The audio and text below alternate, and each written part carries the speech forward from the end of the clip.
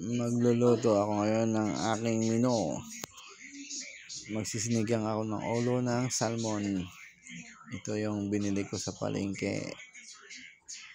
Mga 117 lang to.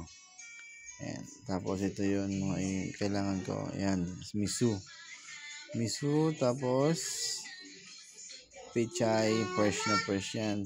Tsaka okra. Pichay, okra. Tapos yung green na sili. May mga sibuyas, bawang, kamatis. Papakuluan ko yan. Nilagyan ko na ng asin yan habang nag-ano ng kumulo. Ayan, patis, mga kailangan natin patis. Yan, ito yung paano natin.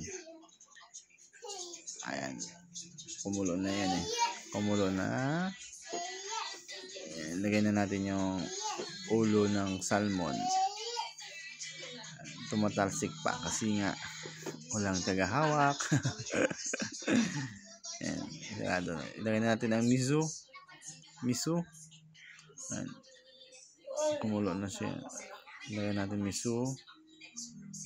Ayan.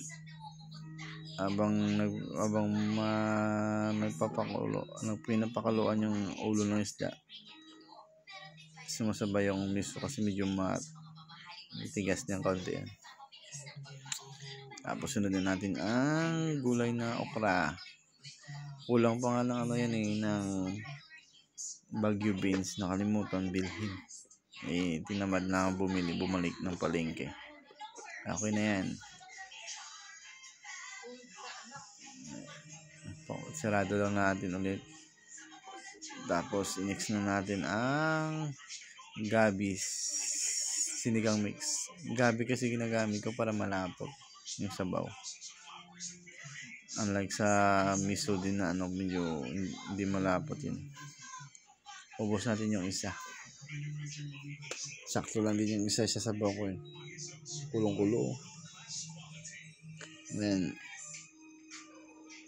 ilagay natin. Haluin lang. Yan, para ang okra mabilis luto. Isarado natin. Next natin, lagyan natin ng pamintang buo. Isang balat lang. Isa lang yan. Tapos next natin patis. 2 patak. Dalawa ba yan? Naparami. Pero kulang pa nga yan Estimate lang yan. Next natin ang gulay. Gulay na dahon. Ang pichay. Yan, fresh yan. Galing sa palengke. Bagong deliver daw yun. Ayan.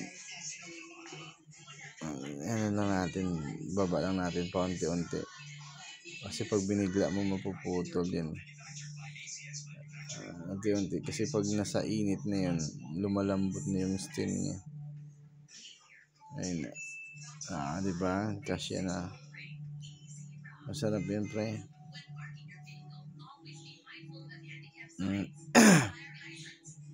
Masarap talaga yan, boy. Yan. Gaganyanin lang natin para yung yung dahon. Okay na. Tapos, sabay na natin ang siling green. Sarado natin. Ting.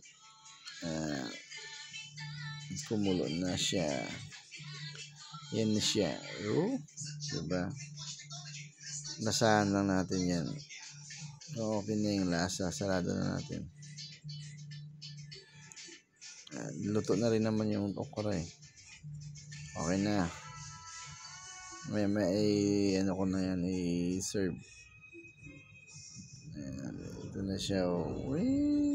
Serve ko na siya. Ito na po. Yan na. Finish. May sabaw na kami. 3 na pala yung anak ko. Nagkukusa na. Thank you mga boss. Next time ulit.